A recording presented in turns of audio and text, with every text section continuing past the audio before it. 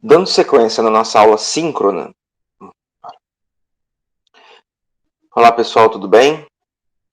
Dando sequência na nossa disciplina de Direito Processual Penal 2, hoje nós vamos trabalhar com sujeitos do processo. Quem são os sujeitos do processo?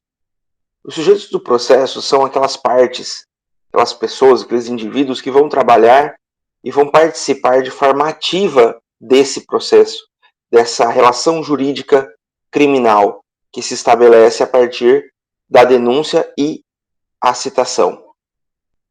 Nós temos três principais atores nesse processo judicial. Dois deles são as partes propriamente ditas, que são os sujeitos parciais. O autor, o Ministério Público ou querelante, é quem faz a denúncia ou queixa-crime, e o réu é o acusado, aquele que vai responder pelo processo. E nós temos ainda o sujeito imparcial, que é o juiz, que vai atuar na condição de Estado, na condição de representante do Estado, e vai atuar de forma imparcial, buscando por essa lide, essa discussão em uma posição de justiça, resolvendo esse processo e encerrando esse feito. Então, o juiz, ele está dentro de um processo penal como a autoridade que foi investida do poder de dar uma solução para aquele processo penal. A partir do momento em que a sociedade traz para o Estado a obrigação da persecução penal, o Estado incumbe esse indivíduo, como juiz, na possibilidade de propor ações penais. A partir do momento em que o Estado traz essa responsabilidade pela persecução penal, o juiz então passa a ter a responsabilidade, enquanto representante do Estado, de efetuar o julgamento.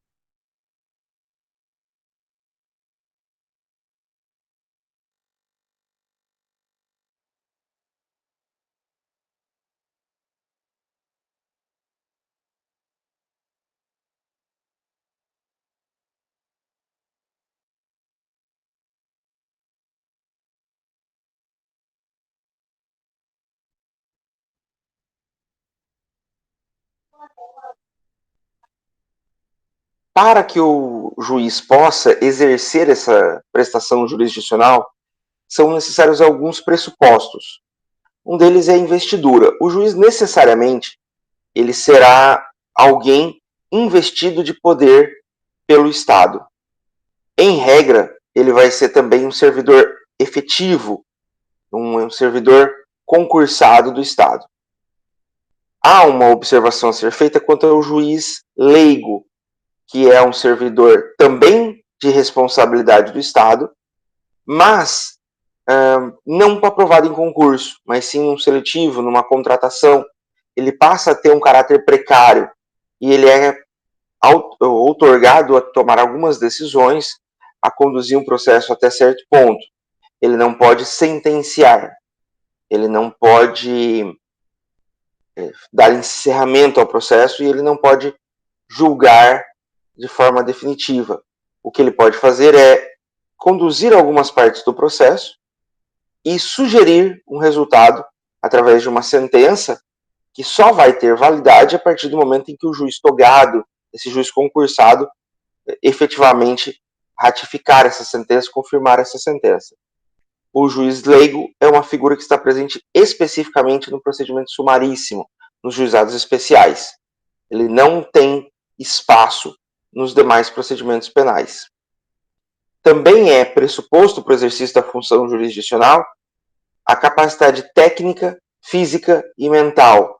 Ou seja, a partir do momento em que ele é oficializado, ele tem que passar por uma avaliação e, aprovado nessa avaliação, ele tem um caráter presumido de capacidade, não só técnica do ponto de vista jurídico, mas também física e mental para o exercício da magistratura.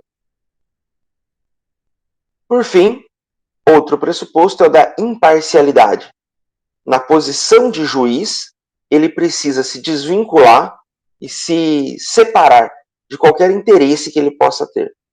Se ele, ciente de uma condição de parcialidade, decide continuar no provimento jurisdicional em determinado processo, ele vai ser impedido, como a gente já estudou na fase dos impedimentos.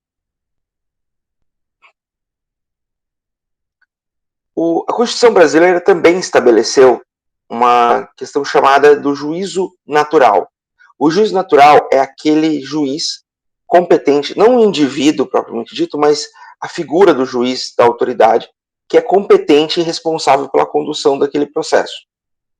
Esses procedimentos estão previstos nos incisos 37 e 53 da Constituição Federal, que estabelece que não haverá juízo de exceção e que ninguém será processado ou sentenciado senão pela autoridade competente. Esse conceito de juiz natural ele é essencial para que seja garantida a imparcialidade do juiz. É impossível, então, a designação de um juiz de exceção, um juiz para o caso, ou um juiz com uma finalidade específica.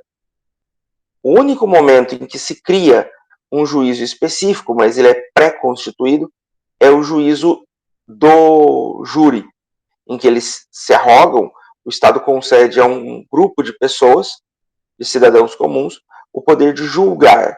Ainda assim será supervisionado pelo juiz togado, novamente, e essas pessoas também estão obrigadas pelos conceitos de impedimento e suspeição a se declararem impedidas ou suspeitas se tiverem algum interesse no resultado daquele processo.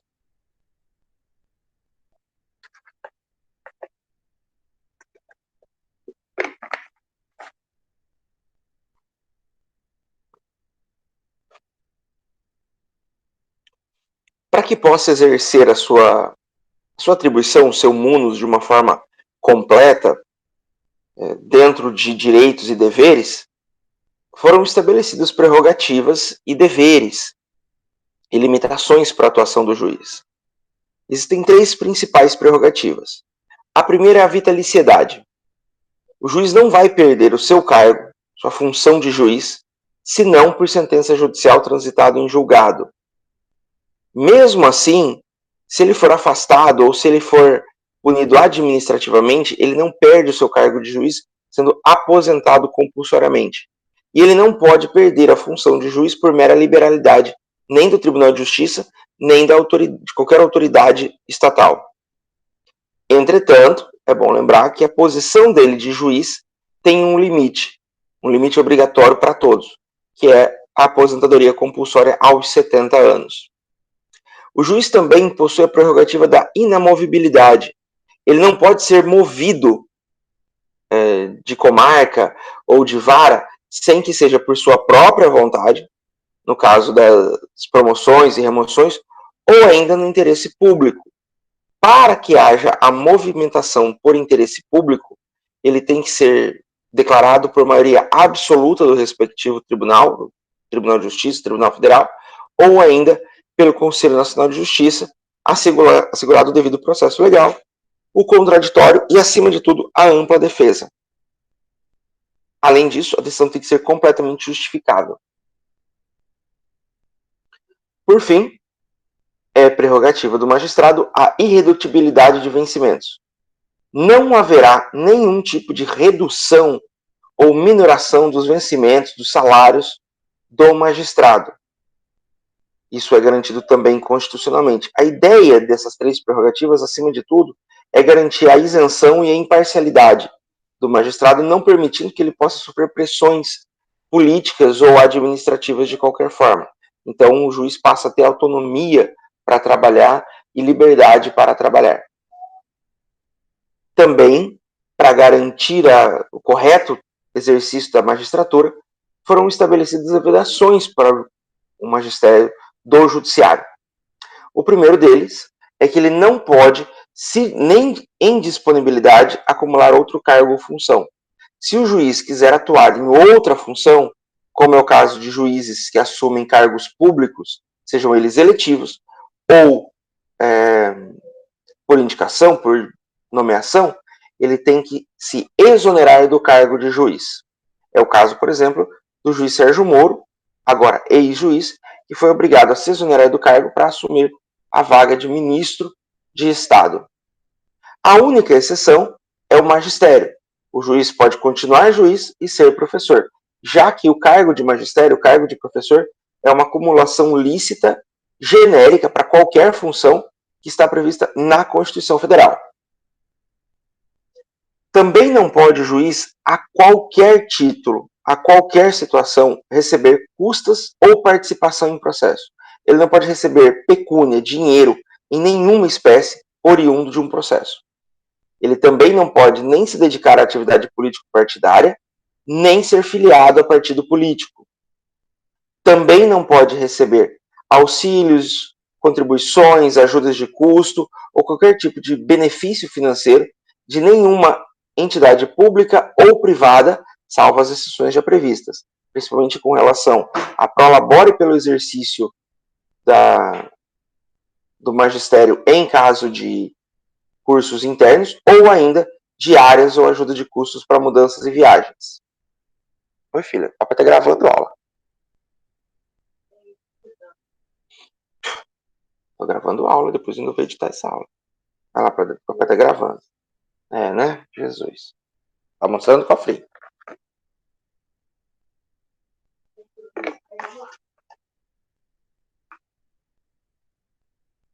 Também é vedado aos juízes o exercício da advocacia. Em princípio, enquanto ele estiver atuando, é incompatível o exercício da advocacia com a magistratura. Porém, mesmo depois de afastado por aposentadoria ou exoneração, o juiz ainda deverá ficar sem poder exercer a advocacia no mesmo juízo ou tribunal do qual ele se encontrava logo após a sua aposentadoria e exoneração, pelo período de 3 anos. Então, na comarca onde ele atuava ou no Tribunal de Justiça onde ele atuava, se desembargador, ele deverá necessariamente cumprir um período de carência de no mínimo 3 anos, para só então exercer a advocacia.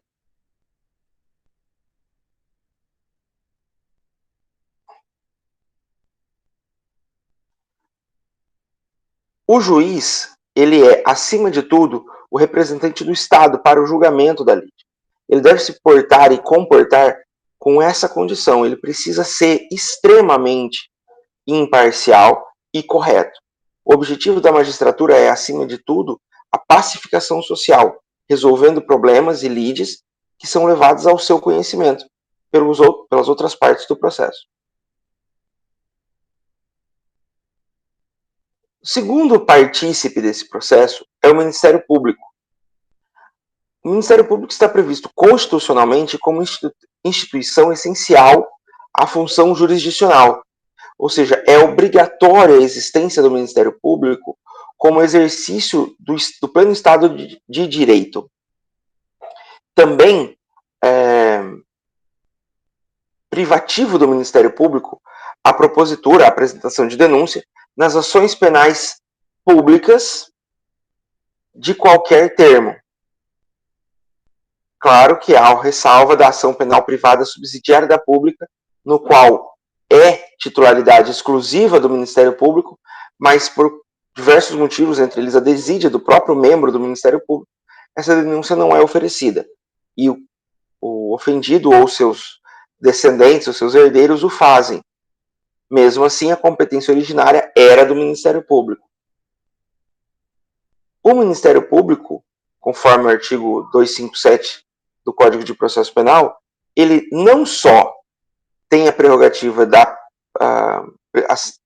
promover a ação penal pública, como também ele fiscaliza a execução da lei, atuando como custos legis, como fiscal da lei.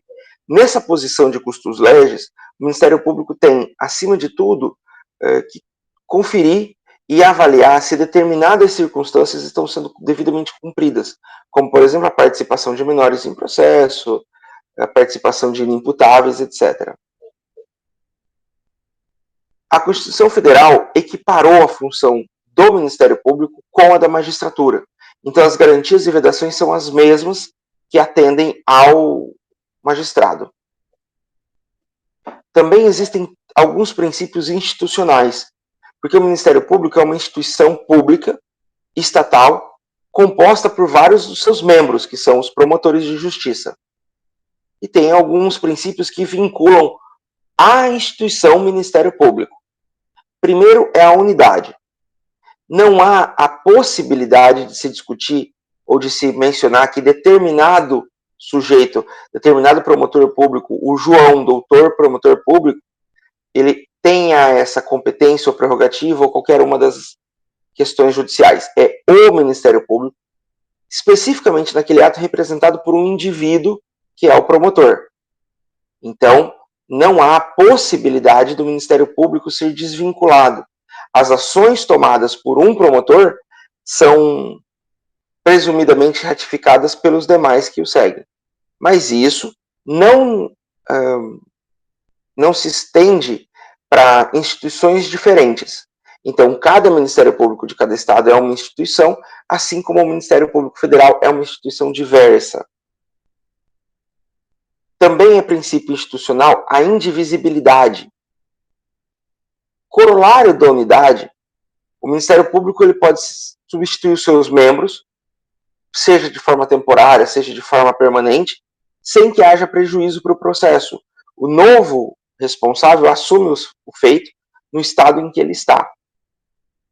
Também é princípio institucional a independência funcional. Apesar da indivisibilidade da unidade, cada membro do Ministério Público ele não precisa se vincular em opiniões e fatos às decisões emanadas por terceiros. Então, ele toma as suas próprias decisões, independentemente das decisões dos seus colegas. Os membros do Ministério Público são partes atuantes, via de regra, são autores no processo penal. Nessa condição, eles têm a prerrogativa de receber a intimação de forma pessoal. O Código de Processo Penal fala em via carga dos autos, vista dos autos. Só que isso é uma coisa que acontecia muito durante o processo físico. Hoje, com a instalação dos processos virtuais, essa intimação se dá com a remessa dos autos.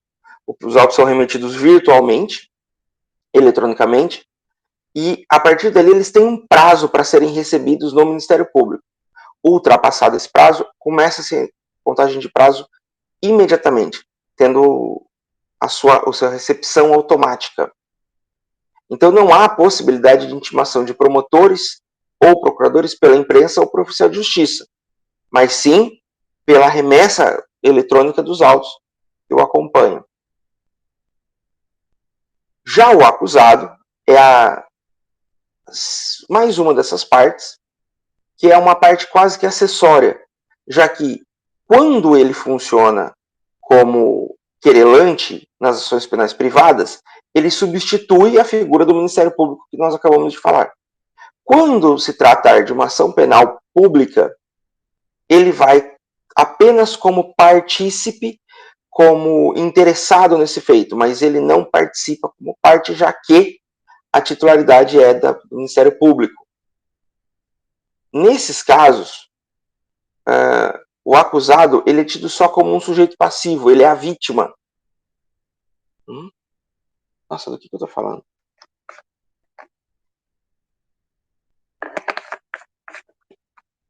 Falei merda com gosto, todo cansado. O Ministério Público, através dos seus promotores de justiça, eles têm como função assegurar, acima de tudo, o cumprimento do dever legal e o cumprimento da lei, sendo facultado, inclusive, pedidos de absolvição e de habeas corpus em favor de detentos. Nesses casos, ele não age em contrariedade por ser o órgão acusador, mas sim agem como fiscais da lei, como defensores do devido processo legal.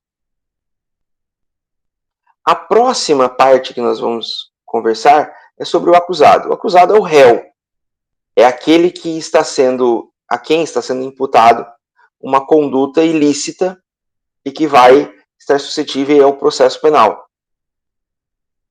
Para que se integre como acusado, como pessoa, parte do processo, é necessário que hajam algumas características. A primeira é que eles sejam pessoas físicas maiores de 18 anos. Especificamente em crimes ambientais, é permitida a pessoa jurídica participar como acusada do processo penal.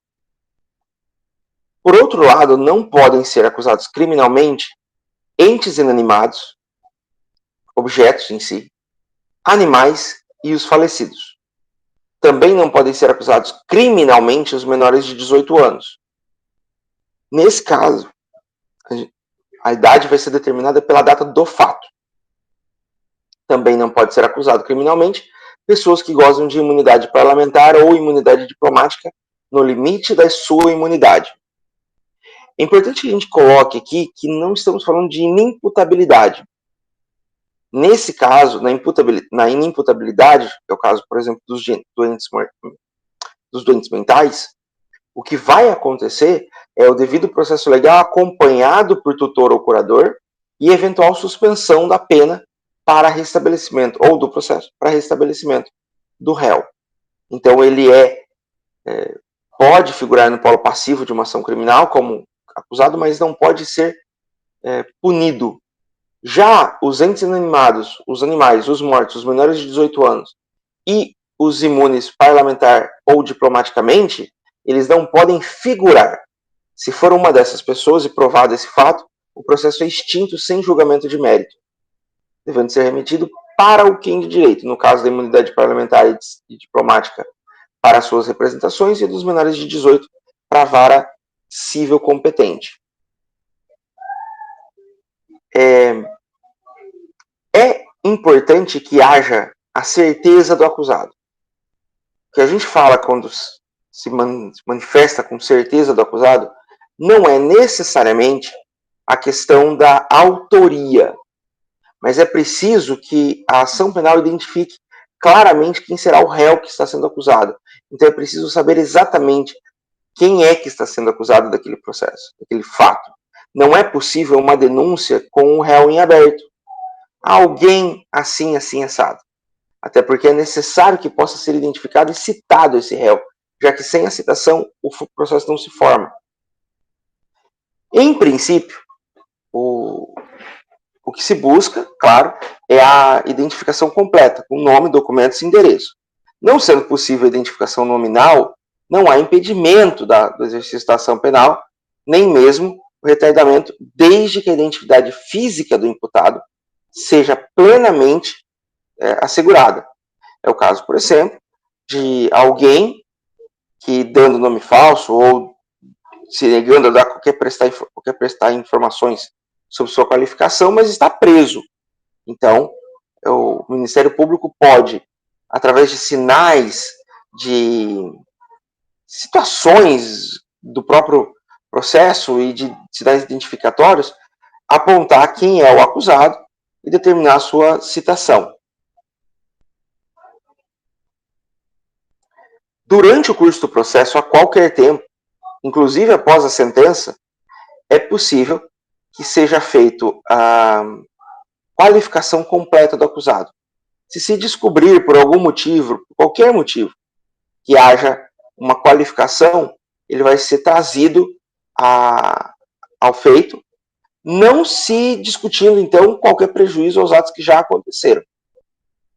Esse procedimento vai ser tomado tanto quando não houver a qualificação definitiva, quando o acusado tiver se apresentado com um nome falso.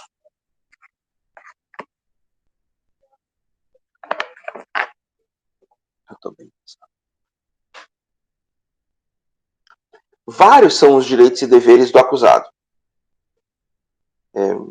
Alguns deles estão previstos constitucionalmente, outros estão previstos na legislação. O principal deles, aquele que dá alicerce, que dá base para todos os outros princípios, é aquele esculpido no artigo 5º, inciso 54 da Constituição Federal. Ninguém será privado da liberdade ou de seus bens sem o devido processo legal. É a partir disso que vai se garantir a decisão justa, o devido processo legal, ampla defesa e contraditório. Então, são prerrogativas do sujeito passivo, do acusado na ação penal, mediante esse conceito de devido processo legal, os seguintes direitos. O direito ao processo. Não pode haver uma condenação prévia a todo o processo no qual vai se exercer o direito de defesa, de ampla defesa e do contraditório. o direito ao conhecimento do teor da acusação. Não é possível que o réu seja acusado de forma aberta ou livre ou de forma genérica. É necessária uma imputação clara e objetiva, ainda que essa imputação, essa tipificação penal possa ser alterada no futuro, depois de iniciado o processo. Também constitui direito do acusado o direito à presunção de inocência, que é um corolário do inciso 54, que é o inciso 57 da Constituição Federal, ou seja, todos são considerados inocentes até sentença transitada em julgado. O julgamento também é direito ao julgamento em prazo razoável, ou seja, há um limite para a persecução penal. Esse limite no âmbito penal ele está estipulado no artigo 109 e em determinadas legislações, estabelecendo a prescrição do crime.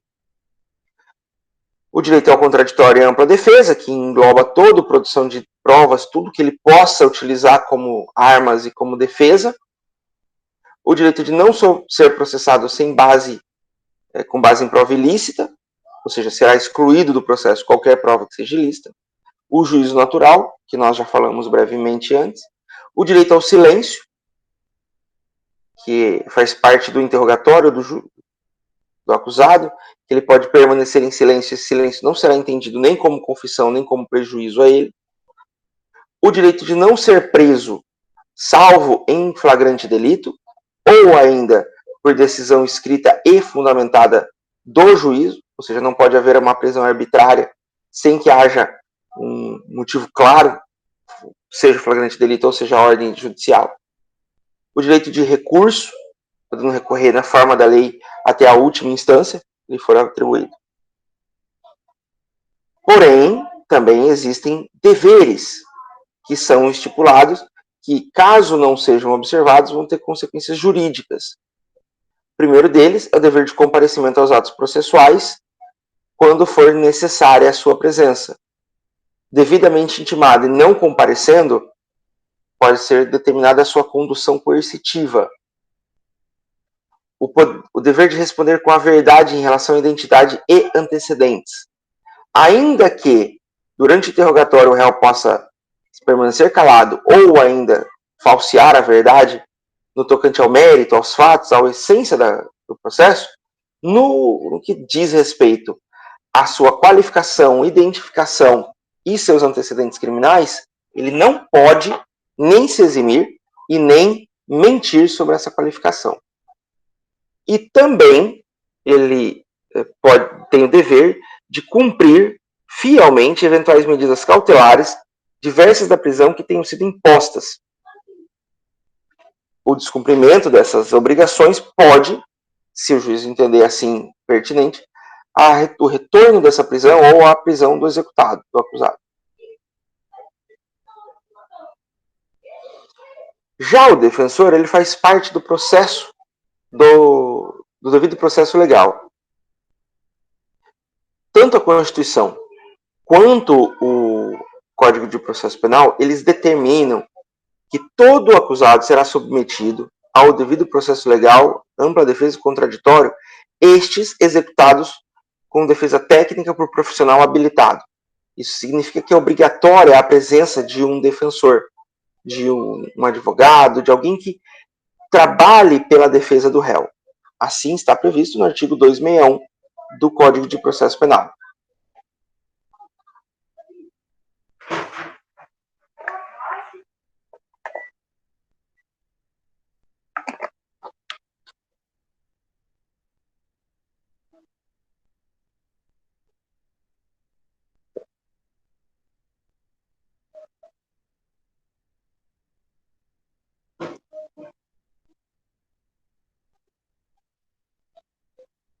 A autodefesa, ela é prevista na legislação, mas ela vai constituir um ônus do acusado e só pode ser exercida caso o próprio acusado tiver habilidade técnica, ou seja, se ele for advogado regularmente inscrito na OAB. Já que, para fazer a defesa técnica, é obrigatória a inscrição do advogado na Ordem dos Advogados do Brasil. Isso é necessário para que haja um equilíbrio entre o defensor e o órgão que acusa, que é perito em justiça, que ele sim é formado, ele sim tem a prerrogativa do conhecimento jurídico. Então é necessário, obrigatoriamente, que para que se constitua a defesa técnica, que este defensor seja inscrito e tenha formação jurídica na área.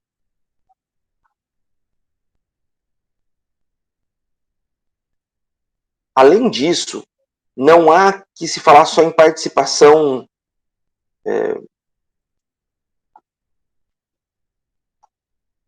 porém, a mera participação, a mera observação do defensor no processo, ela não é considerada defesa técnica, não é considerada como válida.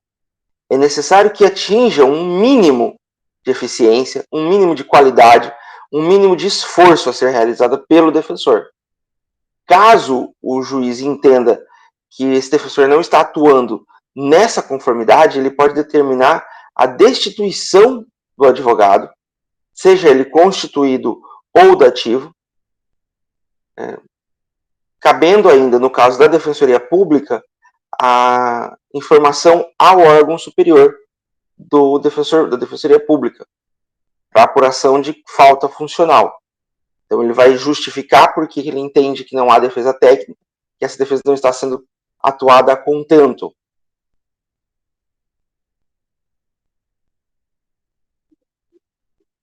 Também constitui nulidade a falta de defesa técnica ou uma defesa insuficiente, incapaz, já que isso está previsto na súmula 523 do Supremo Tribunal Federal.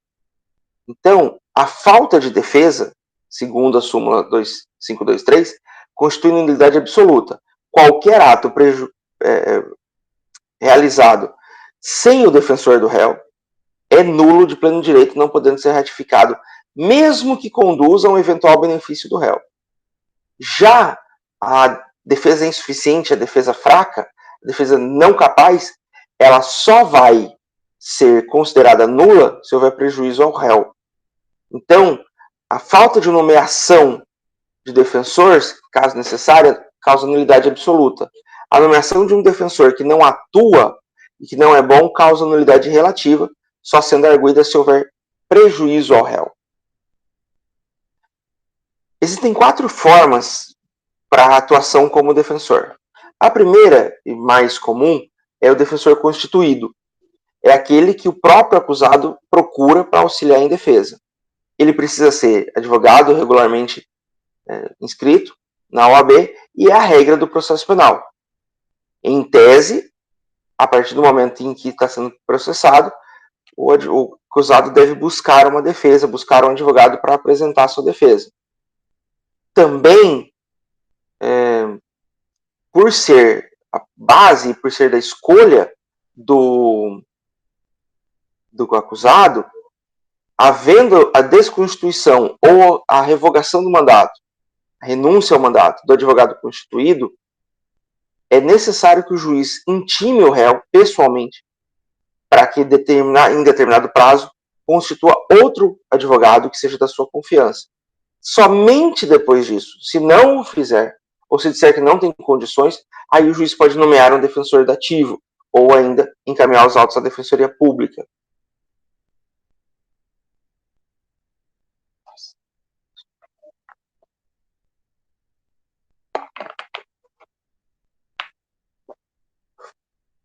O defensor constituído, ele é constituído de 2 formas. Uma mais corriqueira, mais comum, através de procuração, que vai ser juntada aos autos.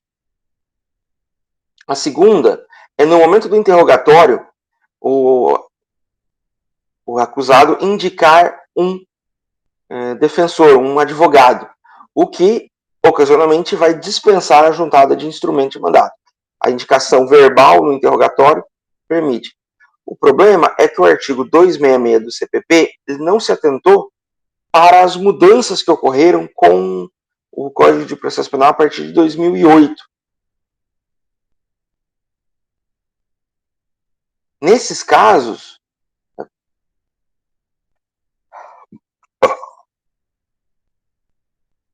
a partir de 2008 houve uma inversão na ordem dos atos processuais.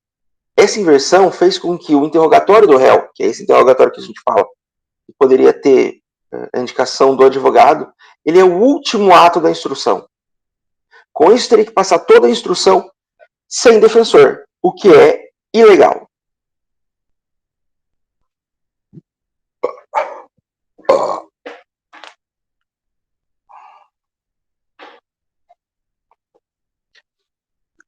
A procuração que constitui o defensor, ela pode ser genérica, aberta para todas as especialidades.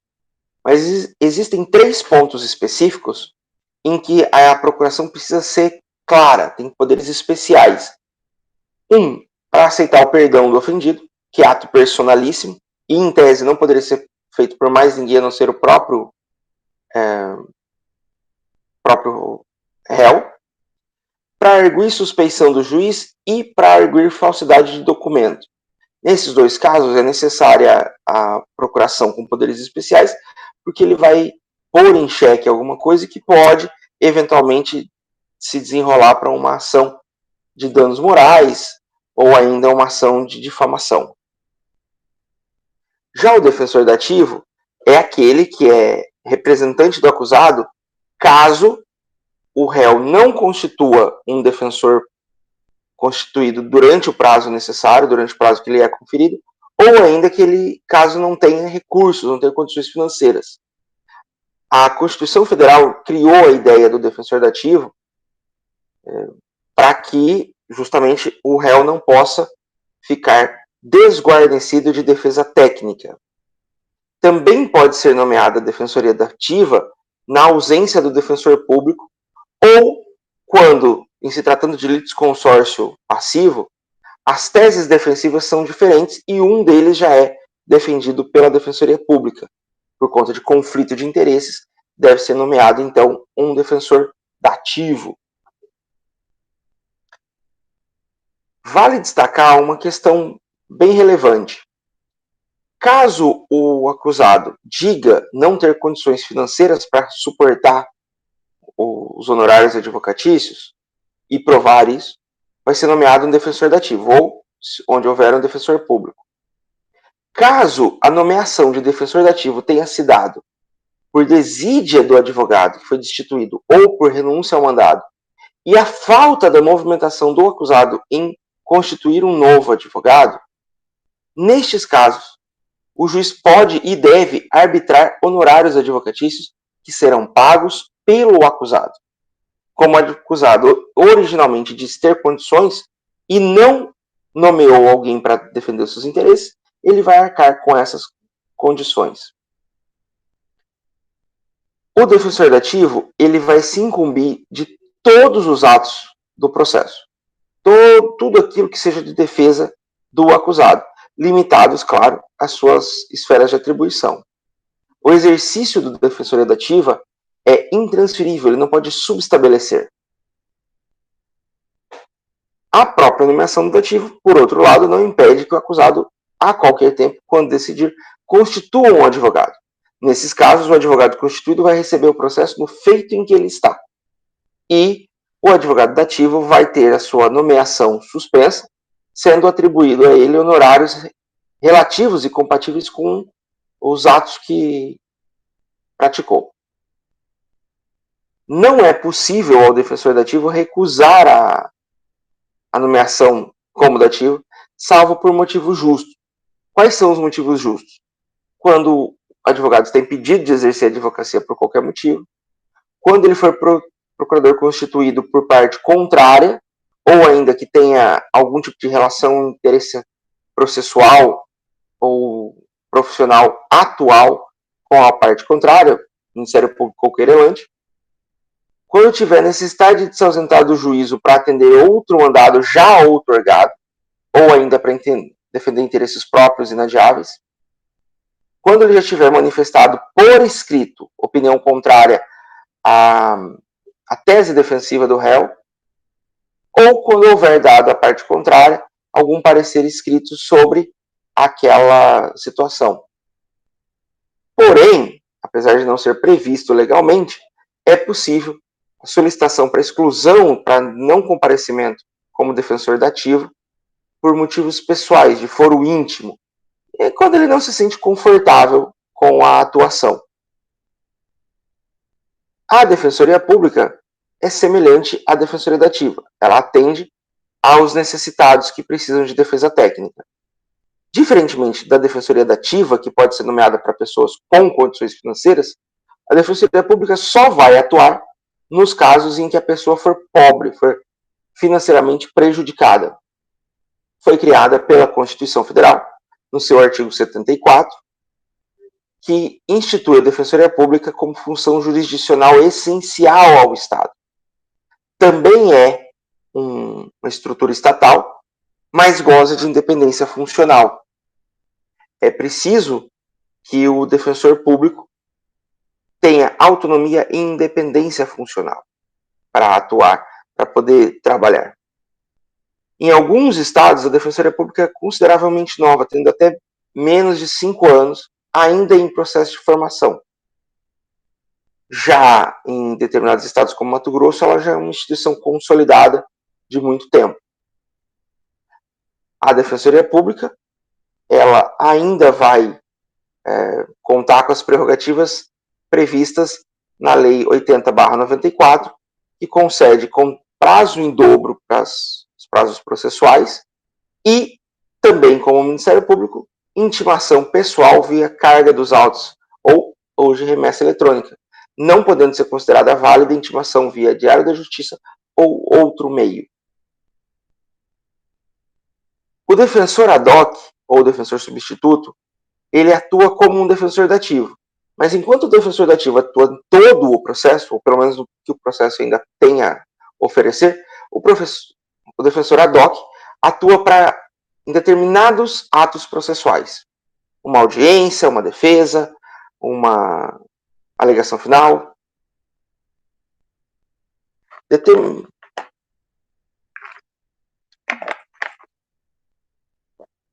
Como o juízo sabe que determinados atos processuais não podem ser adiados, sob pena de perdimento, tanto em favor quanto em contrário ao réu, o juiz pode nomear alguém, também capacitado, um advogado regularmente inscrito na OAB, para que ele exerça essa função de defesa. Também precisa de defesa técnica. E só cabe a nomeação de defensor ad hoc se o defensor do acusado, seja ele dativo, Defensoria Pública ou constituído, tiver sido devidamente intimado e que não tenha apresentado até a abertura da audiência motivo para justificar essa audiência. Havendo motivo justo para a audiência, é obrigatório o juiz suspender aquela solenidade e designar um outro dia. Caso a defesa seja responsável por defender mais de um acusado, é preciso que essa acusação tenha uma identidade de defesas. Só assim é que pode ser utilizado o mesmo defensor. Havendo uma pluralidade de réus, mas também versões contraditórias, o desempenho de defensor não vai ser correto. Assim, é necessária a nomeação de ou constituição de um novo defensor para que ele possa sustentar aquela tese que é diversa da outra. Quem é que vai abrir mão? Quem é que vai ter? Quem foi, se for no caso da nomeação de dativo, aquele que primeiro solicitou os préstimos da Defensoria Pública ou dativa. Caso o defensor abandone o processo sem comunicar previamente o juízo, ele está sujeito a multa que vai de 10 a 100 salários mínimos e ainda eventuais sanções junto à OAB, ao Conselho Superior da Advocacia, ou ainda da OAB, ou algumas outras questões administrativas. No caso, a Defensoria Pública também. Salvo se tiver um motivo justo e viável e seja comunicado previamente ao juízo. Há o impedimento também dos promotores. Cabe também a figura do impedimento para os defensores públicos. É um pouco diferente dos magistrados e dos promotores.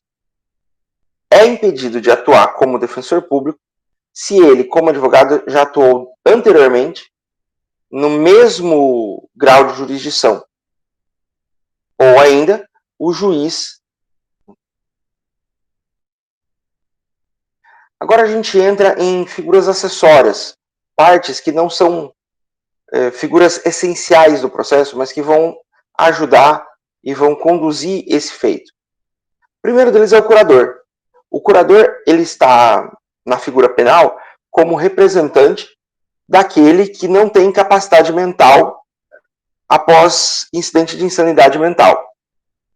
Ou ainda se ele já tiver sido declarado insano anteriormente mediante perícia médica. Do curador não se exige função técnica, ele é só um cuidador, um responsável pelo réu. Então não é necessário que haja uma qualificação técnica como OAB, mas só zelo, cuidado, interesse, carinho. É claro que nada impede que o próprio defensor, o próprio procurador ou advogado seja nomeado também como tutor ou curador, mas não é usual. Nós falamos... O assistente de acusação é outra das partes que está inserido no processo. Ele é o ofendido. Ele é aquele que é a vítima do processo. Em regra, o ofendido ele vai estar simplesmente como um espectador do processo, salvo se ele for se tratar de ação penal privada. Caso seja ação penal privada, ele assume a posição semelhante à do Ministério Público, como acusador. Mas, se ele simplesmente for uma ação penal pública e ele ficar passivamente, ele é só um observador. Porém, ele pode requerer a sua participação efetiva no feito como assistente de acusação, podendo intervir nessa figura de assistente do Ministério Público, não só a vítima, mas também os seus sucessores.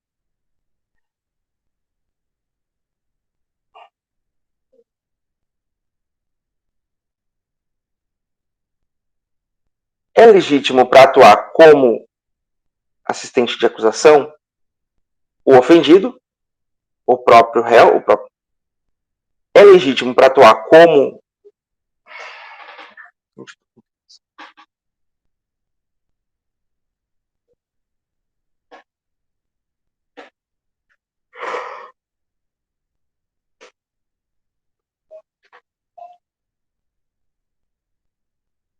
tá acabando. É legítimo para atuar como assistente de acusação a vítima, que caso seja incapaz vai ser representado pelos pais, tutão, Felipe. É legítimo para atuar como assistente da acusação o próprio ofendido, a vítima, que se caso for incapaz tem que ser representado por um dos pais, por guardião, tutor ou curador, ou, havendo a morte do ofendido em relação ao caso ou não, seus sucessores também são legítimos para exercer a assistência da acusação. Não há possibilidade de que membros da família, herdeiros, que estejam em patamares diferenciados, possam os dois exercerem como assistência da acusação. Então não é permitido, por exemplo, que o pai e o irmão da vítima possam atuar como assistente de acusação. Mas se forem do mesmo grau, aí é permitido. Então o pai e a mãe podem servir como assistente de acusação no mesmo processo.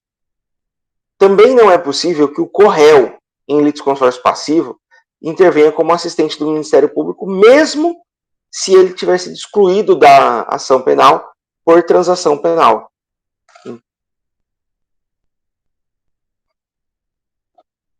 Nesse caso, havendo uma agressão física mútua, por exemplo, ou havendo pluralidade de réus, eles não podem atuar como assistentes de acusação. Via de regra, a administração pública também não é assistente de acusação, porque o Ministério Público, que é o órgão que dá início à ação penal pública, é uma parte, é um membro, faz parte da administração pública em alguma instância. Porém, existem alguns momentos em que isso é permitido. É permitido aos órgãos federais, estaduais e municipais interessados nos casos de crime de responsabilidade contra prefeito, Oi, Lídia. Vai dormir? Tá, então vai. Também é legítimo para atuar como assistente de acusação a OAB em casos em que o advogado figure como acusado ou ofendido. A Comissão de Valores Imobiliários e o Banco Central, quando se trata de crime contra o sistema financeiro praticado em decorrência de atividade que seria sujeita à fiscalização da CVM e do Banco Central. Se estiver sujeita, mesmo que seja crime contra o sistema financeiro nacional, mas se estiver sujeita à fiscalização por outro órgão, não cabe aqui.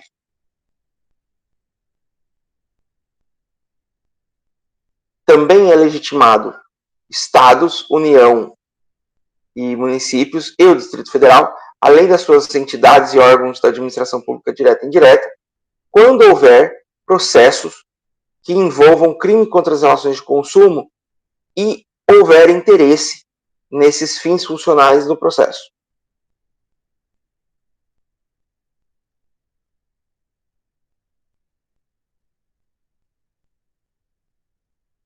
O assistente de acusação pode ser admitido, pode ser habilitado a qualquer momento, desde o recebimento da denúncia até o trânsito em julgado da sentença. Não cabe, então, a assistência em inquérito policial. No caso do júri, só será admitido se ele tiver requerido essa habilitação até 5 dias antes da data do julgamento em plenário. É feito o pedido de admissão, que vai ser autuado pelo juiz e encaminhado para o Ministério Público. Não é obrigatória a manifestação da defesa. O juiz vai só analisar a legalidade de admissão, as questões processuais. Não há nada que se discutir quanto à conveniência ou validade dessa nomeação.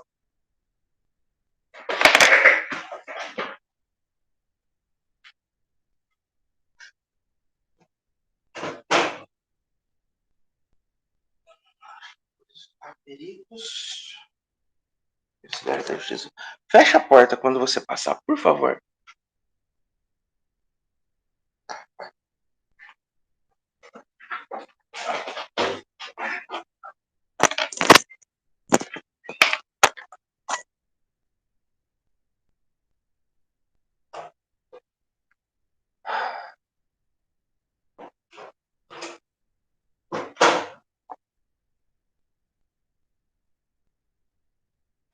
A decisão que admite ou não pedido de habilitação, ela não cabe recurso, mas ela pode ser objeto de mandado de segurança quando o assistente rejeitado tiver prova pré-constituída de que tinha direito a comparecer como assistente da acusação.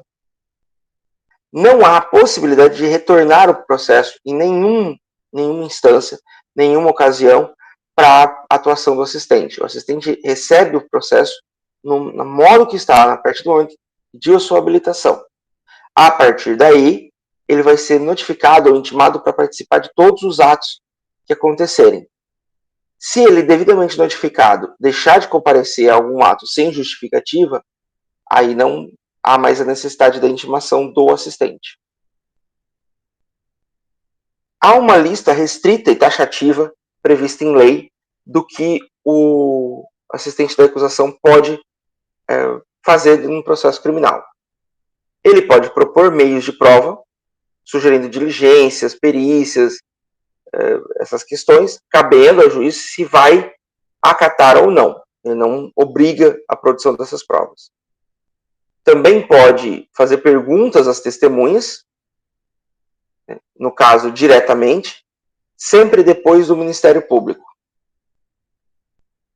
Pode aditar, mas na verdade se manifestar sobre movimentos em que o próprio Ministério Público atuaria, voltando à ideia de influenciar o convencimento do juiz. E pode também participar dos debates orais no tribunal do júri. Nesses casos, no tribunal do júri, ele vai dispor de 10 minutos depois que o Ministério Público falar. Havendo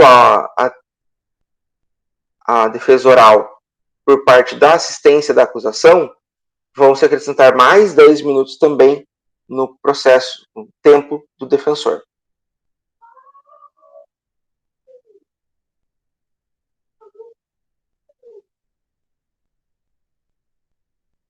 Também é atribuição arrazoar os recursos interpostos pelo Ministério Público. Além das razões apresentadas pelo MP, ele pode interpor razões autônomas. Não cabe a interposição do recurso. Não pode recorrer, mas pode arrazoar. Também vai formular quesitos e indicar assistente técnico. Pode requerer o desaforamento do júri, pelos mesmos motivos que pode ser feito a defesa ou o Ministério Público.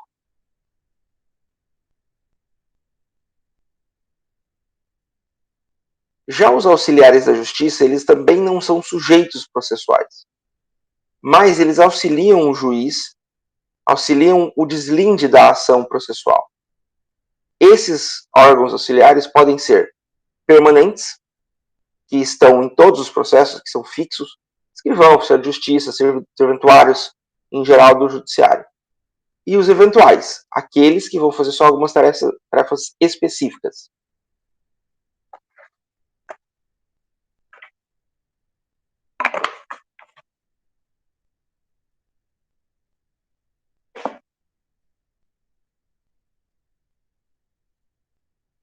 O escrivão ou gestor de secretaria, no caso do Mato Grosso, ou ainda diretor de secretaria, no caso da Justiça Federal, ele é encarregado de chefiar o cartório, chefiar a Secretaria da Vara, de dar andamento aos trâmites processuais.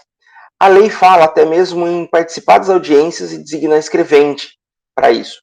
Mas, em geral, isso vai ser tomado a termo pelos assessores do magistrado. Também vai expedir todos os documentos necessários para o cumprimento das ordens do juiz. Então, o juiz, ele termina, ele dá as determinações, e quem cumpre é o escrivão, ou o gestor, com o auxílio dos escreventes auxiliares, que são os servidores da secretaria que vão trabalhar junto a ele. Já os atos externos, aqueles que têm que ser feitos fora do ambiente judiciário, vão ser praticados pelo oficial de justiça.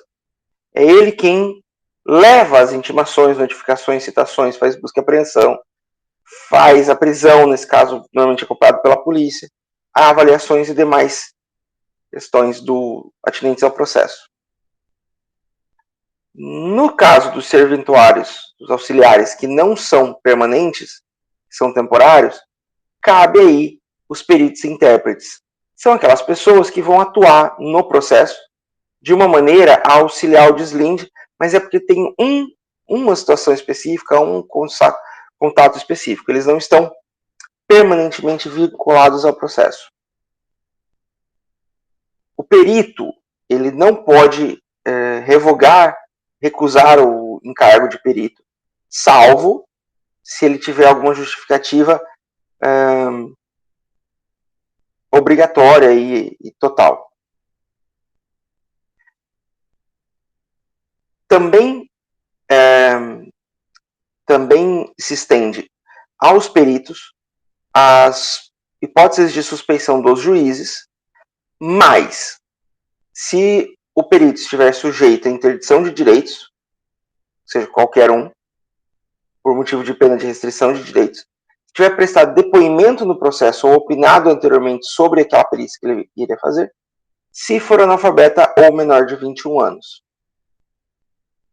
Também prevê no Código de Processo Penal os intérpretes, que dizem respeito a línguas que não a portuguesa falada no Brasil. Havendo testemunhas que ou não sabem o português ou têm deficiência auditiva e de fala, vai ser chamado intérprete para que eles possam se manifestar, para que eles possam trabalhar. Todas as regras que se aplicam aos intérpretes são aplicadas aos peritos. E, por fim, a última figura, introduzida pelos juizados especiais criminais, é a figura do conciliador, que é quem preside, sob orientação dos juízes, na audiência preliminar, na ideia de uma composição amigável entre as partes. A figura do conciliador ela é selecionado, recrutado através de lei estadual. No caso do Mato Grosso, é redigido pelo provimento 440/2008 do Tribunal de Justiça, e são requisitos para ser conciliador, ser bacharel ou acadêmico de direito a partir do 3º ano ou 5º semestre, ser maior de 18 anos, não possuir antecedentes criminais e não estar sendo demandado em ação de natureza civil, não ter processo em andamento no juizado especial da comarca onde pretende exercer a função, não exercer atividades político-partidárias e não haver filiação a partido político, órgão de classe ou entidade associativa.